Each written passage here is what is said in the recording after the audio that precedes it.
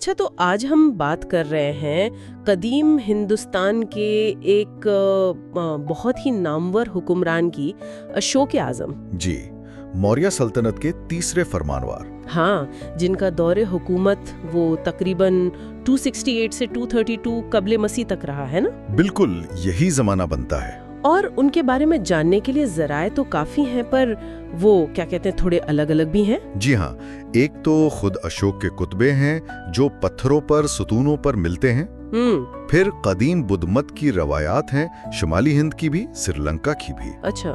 کچھ یونانی تحریریں بھی اشارہ کرتی ہیں، اور پھر آج کل کی تحقیق تو ہے ہی۔ اور مزے کی بات یہ ہے کہ یہ سارے ذرائع ہمیشہ ایک ہی کہانی نہیں سناتے۔ بالکل نہیں، اکثر تو ایک دوسرے سے مختلف تصویر پیش کرتے ہیں، اور یہی اختلاف اشوک کو سمجھنا ایک پیچیدہ اور سچ پوچھے تو بہت دلچسپ عمل بنا دیتا ہے۔ دلچسپ تو ہے، کیونکہ کہیں تو وہ ایک بالکل مثالی رحم دل بادشاہ نظر آتے ہیں۔ جی، اور کہیں ان کی ابتدائی زندگی کی شدت پسندی، وہ چنڈا شوک والی بات، اس کا ذکر ہے۔ تو ان متضاد تصویروں کو جوڑ کر دیکھنا پڑتا ہے۔ تو آج ہماری کوشش یہی ہوگی کہ ان مختلف ذرائع کی روشنی میں اشوک کی زندگی، ان کی وہ مشہور تبدیلی، کلنگا جنگ، جی، ان کے اثرات، ان کی دھما پالیسی، انتظامی کام، اور آخر میں ان کی وراثت کیا رہی، اس سب کا ایک تفصیلی جائزہ لیں۔ چلیے شروع کرتے ہیں۔ تو سب سے پہلے اشوک تھے کون؟ نام کا مطلب بھی دلچسپ ہے، اشوک یعنی بغیر غم کے۔ جی، اور ان کے خطابات دیونم پریا یعنی دیوتاؤں کا پیارا، اور پریا درشی، خوش نظر آنے والا۔ ہاں، اور یہ مسکی اور گجرا کے کتبوں سے پکا ہوا کہ یہ نام اور یہ خطابات یہ ایک ہی بادشاہ کے ہیں۔ ان کی پیدائش کا آپ نے بتایا تقریباً 304 قبل مسیح، پاٹلی پتر میں۔ جی، موجودہ پٹنہ، اور دور حکومت وہ 268 سے 232 قبل مسیح والا۔ اس کا تعین کرنے میں ان کے کتبوں میں جو یونانی بادشاہوں کا ذکر ہے نا، ہاں، اینٹائیوکس دوم، بطلیموس دوم، بالکل ان ہم عصر بادشاہوں کے ذکر سے زمانے کا اندازہ لگانے میں بہت مدد ملتی ہے۔ خاندانی پس منظر، دادا تو مشہور زمانہ چندر گپت موریہ تھے۔ جی، سلطان کے بانی، اور والد بندوسار۔ والدہ کے نام پر البتہ تھوڑا اختلاف ہے۔ اچھا۔ ہاں، کچھ روایات سبودرانگی کہتی ہیں، کچھ دھرم یا دھما کہتی ہیں۔ چمپا کے ایک برہمن کی بیٹی بتایا جاتا ہے۔ اور وہ جو ایک بات چلتی ہے یونانی تعلق کی، چندر گپت اور سیلیوکس کے معاہدے میں شادی کا ذکر تھا شاید۔ ہاں، میگاستھینیز نے ذکر کیا ہے۔ کچھ لوگ قیاس کرتے ہیں کہ شاید اشوک کی ماتا یا دادی یونانی تھیں، لیکن دیکھیے اس کا کوئی ٹھوس ثبوت نہیں ملتا۔ یہ زیادہ تر قیاس آرائیاں ہی ہیں۔ ٹھیک، اب آتے ہیں ان کی ابتدائی زندگی پر، جس کے بارے میں زیادہ تر وہ قصے کہانیاں ہی ملتی ہیں۔ جی، جیسے یہ کہ والد بندوسار انہیں ان کی خردری جلد کی وجہ سے شاید زیادہ پسند نہیں کرتے تھے، لیکن ان کی قابلیت کے قائل تھے، جنگی صلاحیتوں کو مانتے تھے۔ تبھی تو تکشا شیلا بھیجا تھا بغاوت دبانے۔ جیو، اس کا ذکر اشوکا ودان میں ہے۔ بڑی ڈرامائی کہانی ہے کہ فوج بغیر ہتھیاروں کے بھیجی اور دیوتاؤں نے مدد کی۔ یہ تو افسانوی لگتی ہے۔ تاریخی طور پر تو ہاں مشکل ہے ماننا، لیکن تکشا شیلا کے پاس سے ایک آرامی کتبہ ملا ہے جس میں پریا درشی کا نام ہو سکتا ہے، تو شاید کوئی تعلق ہو۔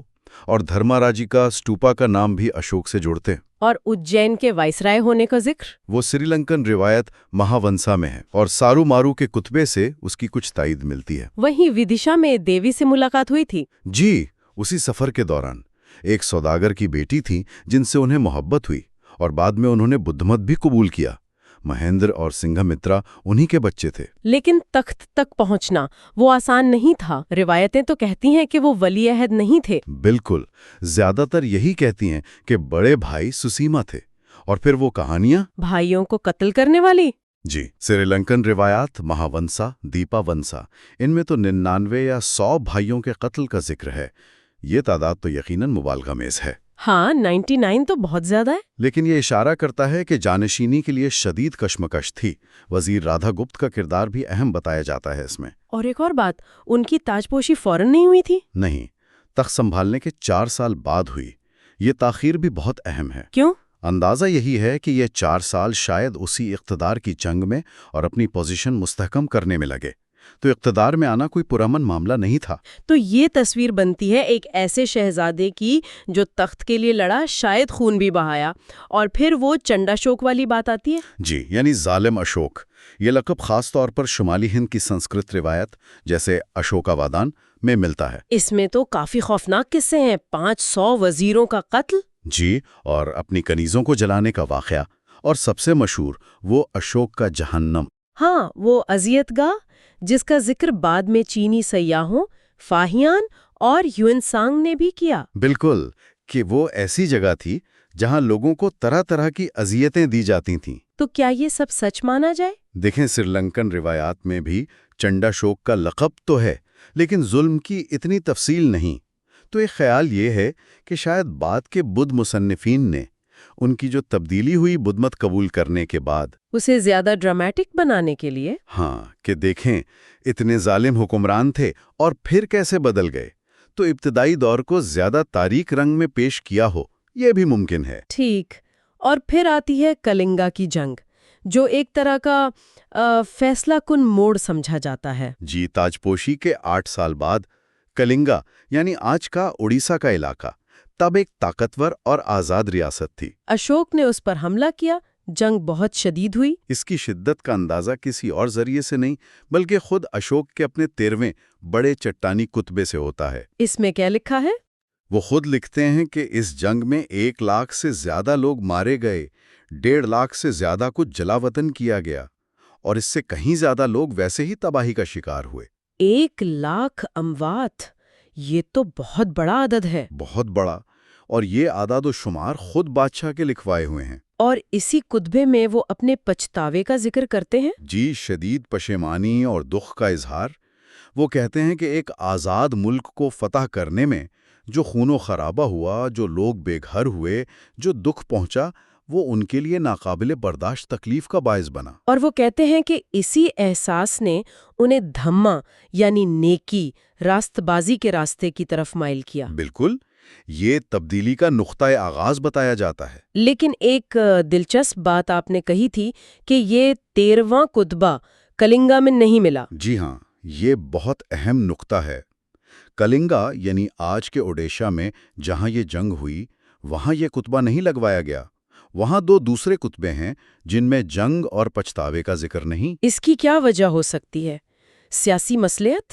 ہو سکتا ہے، شاید وہ مفتوحہ علاقے کے لوگوں کے سامنے اپنی فتح پر پچھتاوے کا ذکر کرنا مناسب نہیں سمجھتے تھے، یا پھر جیسا کچھ مورخین سوال اٹھاتے ہیں کہ کیا جنگ کی ہولناکی کے بیان میں تھوڑا مبالغہ تھا، تاکہ تبدیلی زیادہ گہری لگے۔ شاید یہ وہ سوالات ہیں جن پر غور کرنا ضروری ہے جب ہم اشوک کے مقاصد کو سمجھنے کی کوشش کرتے ہیں۔ تو عام تاثر تو یہی ہے کہ کلنگا جنگ نے چنڈاشوک کو دھموشوک بنا دیا، لیکن یہ بدھ مت قبول کرنے کا عمل یہ کب اور کیسے ہوا، اس پر بھی مختلف آراء ہیں، ہے نا؟ جی بالکل، سب سے اہم نظریہ تو یہی ہے کہ کلنگا جنگ کے فوراً بعد، جو 13ویں کتبے میں پچھتاوے کے ذکر سے میل کھاتا ہے۔ لیکن سری لنکن روایات جیسے دیپاونسا وہ کہتی ہیں کہ نہیں، وہ تو تاجپوشی کے 3 سال ہی بدھ مت قبول کر چکے تھے۔ اچھا، اگر ایسا تھا تو پھر کلنگا جنگ کیوں لڑی؟ یہ سوال تو بنتا ہے۔ بالکل، یہ اس نظریے پر ایک بڑا اعتراض ہے۔ تو کیا کوئی اور نظریہ بھی ہے؟ ایک تیسرا نظریہ ہے جو شاید زیادہ قابل قبول لگے، وہ ہے بتدریج تبدیلی کا۔ وہ کیسے؟ اشوک کا ایک چھوٹا چٹانی کتبہ ہے مائنر راک ایڈکٹ 1۔ اس میں وہ خود کہتے ہیں کہ وہ 2.5 سال سے زیادہ عرصے سے اپاسک یعنی ایک عام پیروکار تھے، لیکن زیادہ سرگرم نہیں تھے۔ اچھا۔ پھر وہ سنگھا یعنی بدھ تنظیم کے قریب آئے اور زیادہ پرجوش ہوئے، زیادہ سرگرم ہوئے۔ یہ کتبہ کلنگا جنگ کے کچھ سال بعد کا ہے۔ تو اس سے لگتا ہے کہ یہ تبدیلی شاید ایک دم نہیں آئی، بلکہ ایک عمل تھا جو وقت کے ساتھ گہرا ہوتا گیا۔ جی، یہ زیادہ ممکن لگتا ہے کہ کلنگا کے تجربے نے شاید اس عمل کو بہت تیز کر دیا ہو۔ اور محرک کیا بنا؟ کیوں قبول کیا بدھ مت؟ اس پر بھی کہانیاں ہوں گی۔ ہاں، مختلف روایات ہیں۔ سری لنکن روایت کہتی ہے کہ اپنے بھتیجے نیگرودھا شراون جو ایک نوجوان بدھ راہب تھے، ان کا واز سن کر متاثر ہوئے۔ ایک اور روایت دیویا ودان میں سمودرا نامی راہب کے معجزات کا ذکر ہے۔ हो सकता है पाटलिपुत्र या महाबोधि के संगा का भी असर हो। हकीकत शायद इन सबका कुछ न कुछ इम्तिजाज हो। बहरहाल ये तो तय है कि उन्होंने बुद्ध मत कबूल किया। एक कुतबे में वो खुद को उपासक और साकिया भी कहते हैं। जी, साकिया बुद्ध के कबीले का नाम था, तो ये उनके ताल्लुक को वाज़ेह करता है। तो अब आते हैं उनकी मशहूर धम्मा पॉलिसी पर। ये धम्मा क्या था? क्या ये बस बुद्ध मत ही था? नहीं, ये समझना बहुत ज़रूरी है। अशोक का धम्मा खालिसतन बुद्ध मत नहीं था। हाँ, इससे बहुत मुतासिर ज़रूर था, लेकिन ये एक वसी तर इखलाकी ज़ाब्ता था। यानी उसमें क्या-क्या शामिल था? उसमें अहिंसा यानी अदम तशद्दुद पर जोर था, बड़ों का, असातिज़ा का, वालिदैन का एहतराम, सच्चाई बोलना, रहमदिली, खैरात करना, गुलामों और नौकरों से अच्छा सलूक, मजहबी रवादारी। मजहबी रवादारी, ये अहम है। बहुत अहम। वो बार बार कहते हैं कि तमाम फ़िरक़ों का एहतराम करना चाहिए और जानवरों समेत तमाम जानदारों के लिए हमदर्दी और उनकी फलाह का ख्याल रखना। तो ये एक तरह का यूनिवर्सल कोड ऑफ कंडक्ट था, जैसा आपने पहले कहा। बिल्कुल। देखें ना, इनके खुतबों में बुद्धमत के जो ख़ास नज़रियात हैं, जैसे 4 अजीम सच्चाइयाँ या निर्वाण का तसव्वुर, उनका जिक्र नहीं मिलता। अच्छा। और कंधार में जो यूनानी और आरामी तर्जुमे मिले हैं धम्मा के, जी, उनमें क्या कहा गया है? यूनानी में उसे यूसीबिया कहा गया, जिसका मतलब है तक़वा, परहेजगारी, और आरामी में क़िस्त यानी सच्चाई, इंसाफ। तो ये जाहिर करता है कि इसका मफ़हूम बहुत वसी था। इसका मकसद क्या था? सिर्फ लोगों को नेक बनाना? वो तो था ही, लेकिन शायद उससे बढ़कर भी। मौरख रूमीला थापर का ख्याल है कि इतनी बड़ी कसीरुल मज़ाहिब, कसीरुल सक़फ़ती सल्तनत को मुत्तहिद रखने के लिए? हाँ, उसे मुत्तहिद रखने के लिए एक मुश्तरका अखलाकी बुनियाद फराहम करना भी इसका एक बड़ा मकसद हो सकता है। एक तरह की सरकारी आइडियोलॉजी। और इसे नाफिज कैसे किया, फैलाया कैसे? 2 बड़े तरीके नजर आते हैं। एक तो ये खुतबे जो चट्टानों और सतूनों पर पूरी सल्तनत में लगवाए गए, ये अवामी मकामात पर थे ताकि लोग उन्हें पढ़ें, सुनें। और दूसरा तरीका? दूसरा था धम्मा महामात्रा नामी खास अफसरों का तकर्रुर। ये कौन थे? ये आला सरकारी अफसर थे जिनका काम था धम्मा की तालीम देना, उस पर अमल दरामद करवाना, अवाम की फलाह बहबूद का ख्याल रखना, कैदियों के हालात देखना, मुख्तलिफ मजहबी फ़िरक़ों के मामलात देखना, उनमें हम आहंगी कायम रखना। तो ये सिर्फ तबलीग नहीं थी, बल्कि इंतज़ामी अमल भी था। बिल्कुल, ये इंतज़ामी मशीनरी का हिस्सा था। धम्मा के अलावा उन्होंने बुद्ध मत की भी खास सरपरस्ती की, वो 84,000 स्तूपों वाली बात। जी, ये रिवायत अशोकावदान और महावंसा दोनों में है। 84,000 की तादाद तो शायद अलामती हो, मुबालगा हो। लेकिन उन्होंने बनवाए जरूर। हाँ, बिल्कुल। सांची, सारनाथ, टैक्सिला, महाबोधि मंदिर, उन जगहों पर इनके काम के आसार वाज़ेह हैं। इन्होंने पुराने स्तूपों की तौसीह भी करवाई। और तीसरी बुद्ध मजलिस, कौंसिल? इसका जिक्र श्रीलंकन रिवायात में है कि पाटलिपुत्र में हुई, अशोक की सरपरस्ती में, मोगलेपुत तिस्सा की सदारत में। मकसद था संघा में जो इख्तिलाफात पैदा हो गए थे उन्हें ख़त्म करना और बुद्ध की तालीमात को खालिस शक्ल में महफूज करना। क्या ये तारीखी तौर पर साबित है? इसकी तारीखी हैसियत पर कुछ शुकूक हैं। शुमाली हिंद की रिवायात इसका जिक्र नहीं करती, लेकिन अशोक के अपने कुतबे जैसे सारनाथ वाला संघा में फूट डालने वालों के खिलाफ सख्त तंबीह करते हैं। तो ये जाहिर है कि वो संघा के इत्तेहाद में दिलचस्पी रखते थे। और वो तबलीगी मिशन भेजने वाली बात, बेटे महेंद्र और बेटी संघामित्रा को श्रीलंका भेजा, ये भी बुनियादी तौर पर श्रीलंकन रिवायत है। कहा जाता है कि दूसरे मिशन यूनान, मिस्र, बर्मा, हिमालय के इलाकों में भी भेजे गए। क्या इसका कोई सबूत है? ब्राहिरा सबूत कम है, लेकिन आसारे कदीमा से कुछ इशारे मिलते हैं, जैसे भेलसा, सांची के करीब से मिलने वाले कुछ आसार जिन पर उन मुबल्लिगीन के नाम कुंदा हैं जो श्रीलंकन रिवायत में मज़कूर हैं। मगर फिर भी कुछ मौर्रिखीन इन मिशनों की तफसीलात पर सवाल उठाते हैं। उनके यूनानी दुनिया से रवाबित भी तो थे, कंधार वाले कुतबे। जी हाँ, ये बहुत दिलचस्प है। कंधार में 2 ज़ुबानों यूनानी और आरामी में कुतबे मिलना बज़ाते खुद अहम है, और उनमें जो यूनानी इस्तेमाल हुई है वो काफ़ी पुख्ता है, जिससे लगता है कि वहाँ एक तालीम याफ्ता यूनानी कम्युनिटी मौजूद थी। और वो अपने कुतबों में यूनानी बादशाहों का नाम भी लेते हैं? बाकायदा नाम लेकर एंटियोक्स, बतलीमोस, एंटिगोनस, मागस, अलेक्जेंडर। वो कहते हैं कि इन बादशाहों के कलमरों में भी धम्मा विजय यानी धम्मा की फतेह हुई है। اب اس کا مطلب سفارتی کامیابی تھا یا واقعی نظریات پہنچے، یہ بحث طلب ہے۔ سفیروں کا آنا جانا بھی تھا۔ جی، میگستنیز تو چندرگپت کے دور میں آیا تھا، لیکن بعد میں بھی یونانی سفیر موریہ دربار میں آتے رہے، جیسے ڈایونیسس، اور اشوک کے ایلچی بھی یونانی ریاستوں میں گئے۔ کیا یونانی فلسفے اور اشوک کے دھما میں کوئی نظریاتی مماثلت بھی نظر آتی ہے؟ کچھ لوگ اشارہ کرتے ہیں، جیسے اہنسا یا رحم دلی کے تصورات، لیکن براہ راست اثر و رسائق ثابت کرنا بہت مشکل ہے۔ یہ متوازی خیالات بھی ہو سکتے ہیں۔ اور انتظامیہ میں بھی یونانی شامل تھے؟ ہاں، گرنار گجرات میں ان کا ایک گورنر تشاسپ کا ذکر ہے جو غالباً یونانی یا ایرانی تھا۔ یون راج کا لفظ استعمال ہوا ہے۔ تو انتظامی طور پر بھی اشوک کا دور اہم تھا، ایک مضبوط مرکزی حکومت؟ بلا شبہ، سلطنت صوبوں میں بٹی ہوئی تھی۔ ہر صوبے میں وائس رائے یا گورنر ہوتا تھا، جو اکثر شاہی خاندان سے ہوتا تھا۔ ایک منظم بیوروکریسی؟ جی، محصولات، انصاف، فوج، عوامی بہبود، سب کے لیے الگ الگ محکمے اور افسران کا نظام لگتا ہے۔ کوٹلیہ کے ارتھ شاستر میں جس طرح کی ریاست کا نقشہ ہے، اس کی عملی شکل شاید موریہ سلطنت میں نظر آتی ہے۔ قانونی اصلاحات کا بھی ذکر ملتا ہے؟ ہاں، کتبوں میں قیدیوں کی سزاؤں میں یکسانیت لانے، انہیں سال میں 1 دن رہائی دینے، سزائے موت پانے والوں کو بھی 3 دن کی مہلت دینے کا ذکر ہے۔ جانوروں کے شکار پر پابندیاں، مخصوص دنوں میں جانور ذبح کرنے کی ممانعت، یہ سب قانون کا حصہ بنایا گیا۔ اور عوامی بہبود کے کام؟ سڑکیں، سرائے؟ جی، سڑکوں کے کنارے درخت لگوانا، کنویں کھدوانا، سرائے بنوانا، انسانوں اور جانوروں کے لیے شفا خانے قائم کرنا، یہ سب ان کے کتبوں میں درج ہے۔ یہ صرف نیکی کے کام نہیں تھے، بلکہ سلطنت کے مواصلاتی نظام اور معیشت کے لیے بھی ضروری تھے۔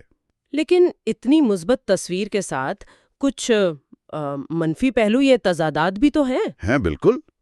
ایک بڑا سوال یہ اٹھایا جاتا ہے کہ کیا بدھ مت قبول کرنے کے بعد تشدد واقعی مکمل طور پر ختم ہو گیا تھا؟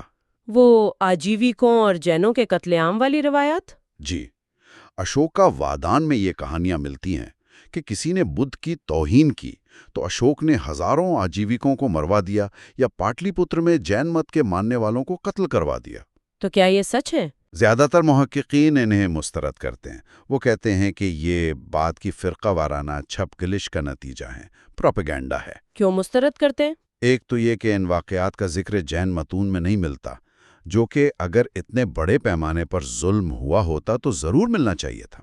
دوسرا یہ کہ اشوک کے اپنے کتبوں میں جو بار بار مذہبی رواداری اور تمام فرقوں کے احترام کی بات کی گئی ہے، اس کے بالکل الٹ ہے۔ ہاں، یہ تضاد تو ہے۔ تو یہ کہانیاں غالباً من گھڑت ہیں۔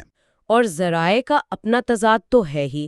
شمالی ہند کی روایات کچھ کہتی ہیں، سری لنکا کی کچھ اور۔ بالکل، جیسے تیسری بدھ مجلس یا مہیندر اور سنگھ مترا کا مشن، ان کا ذکر صرف سری لنکن پالی روایت میں ہے، سنسکرت روایت میں نہیں ہے۔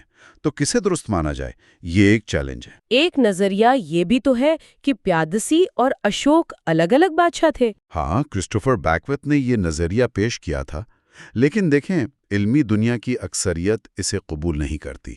ماسکی اور گجرا کے خطبے، جن میں دیوانم پریا پیادسی اشوک کا نام ایک ساتھ آتا ہے، اس نظریے کو کمزور کر دیتے ہیں۔ لیکن ذکر کرنا ضروری ہے کہ ایسے متبادل خیالات بھی موجود ہیں۔ ان کی زندگی کے آخری سال کیسے تھے؟ ان کے بارے میں بھی معلومات زیادہ تر روایتوں سے ہی آتی ہیں۔ اشوکا ودان میں ملکہ تسیا رکشا کا ذکر ہے، جو اشوک کی آخری بیوی تھی اور کم عمر تھی۔ ان کے بارے میں کیا کہانی ہے؟ کہانی یہ ہے کہ وہ اشوک کے بیٹے کنال پر عاشق ہو گئیں، اور جب بات نہ بنی تو انہوں نے سازش کر کے کنال کو اندھا کروا دیا، اور یہ بھی کہ انہوں نے حسد میں بودھی درخت کو بھی نقصان پہنچایا۔ کیا یہ تاریخی حقیقت ہے؟ کہنا مشکل ہے، یہ بھی افسانوی رنگ لیے ہوئے ہے۔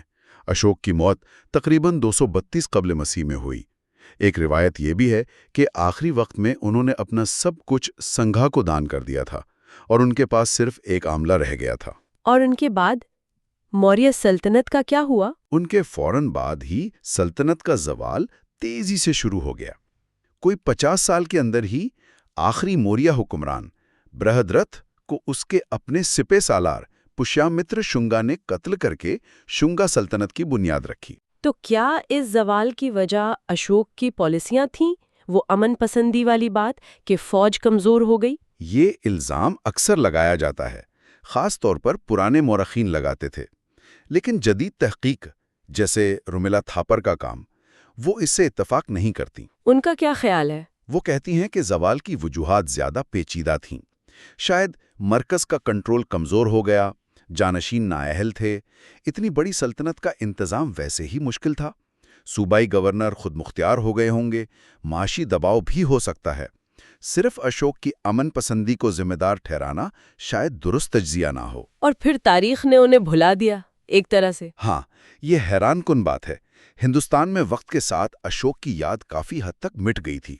ان کے کتبے تو موجود تھے، لیکن ان کی زبان برہمی رسم الخط کوئی پڑھ نہیں سکتا تھا۔ تو انہیں دوبارہ دریافت کیسے کیا گیا؟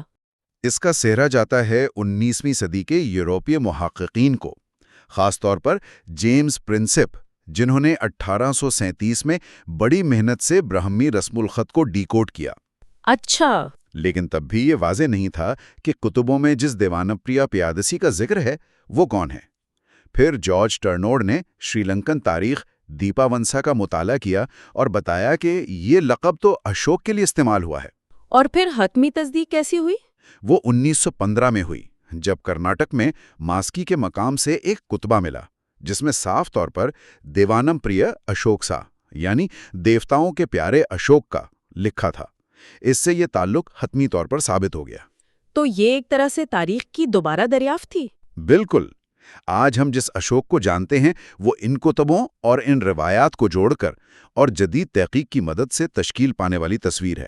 اور آج کے ہندوستان میں تو ان کی بڑی اہمیت ہے، قومی نشان، پرچم میں چکر۔ جی ہاں، سارناتھ میں جو اشوک کا بنوایا ہوا ستون ہے، اس کے اوپر 4 شیروں والا حصہ وہ بھارت کا قومی نشان ہے، اور قومی پرچم کے بیچ میں جو چکر ہے وہ بھی اشوک کے ستونوں پر پائے جانے والے دھرم چکر سے لیا گیا ہے۔ یہ ان کی جدید وراثت کی علامتیں ہیں۔ تو آج ہم نے اشوک اعظم کی زندگی اور ان کے دور کے کئی پہلوؤں کو دیکھا، ایک جنگجو شہزادے سے چنڈاشوک اور پھر دھماشوک بننے تک کا سفر۔ جی، کلنڈا جنگ کا گہرا اثر، ان کی وہ منفرد دھما پالیسی جو صرف مذہب نہیں بلکہ ایک اخلاقی ضابطہ تھی، ان کی انتظامی صلاحیتیں، سلطنت کو منظم کرنا، عوامی بہبود کے کام اور بدھ مت کی تاریخ پر ان کے جو گہرے نشان ہیں۔ یہ واضح ہے کہ اشوک ایک نہایت پیچیدہ تاریخی شخصیت ہیں۔ ہمارے پاس جو معلومات ہیں وہ مختلف ذرائع سے آتی ہیں، اور وہ ذرائع کبھی کبھی ایک دوسرے سے متفق نہیں ہوتے۔ ان کے کتبے ہمیں ان کے سرکاری نظریات، ان کی اپنی آواز سناتے ہیں، جبکہ بدھ روایات ان کی شخصیت، ان کی تبدیلی کو ایک خاص عقیدت بھرے انداز میں پیش کرتی ہیں۔ سچائی شاید ان سب کے درمیان کہیں ہے۔ ان کی کہانی آج بھی ہمیں سوچنے پر مجبور کرتی ہے۔ ریاستی طاقت کا استعمال، ذاتی اخلاقیات اور مختلف عقائد اور ثقافتوں کے ساتھ مل کر رہنے کی اہمیت۔ بالکل۔